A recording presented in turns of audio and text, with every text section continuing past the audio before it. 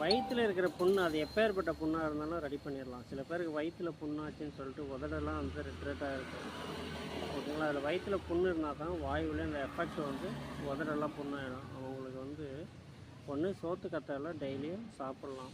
ரெண்டாவது, நார்மலாகவே இதை எப்படி குணப்படுத்துறது அப்படின்னா, இட்லி தோசை செய்கிற இல்லைங்களா, அதில் நான் சொல்கிறத ஒன்றை மட்டும் மிக்ஸ் பண்ணுங்கள்.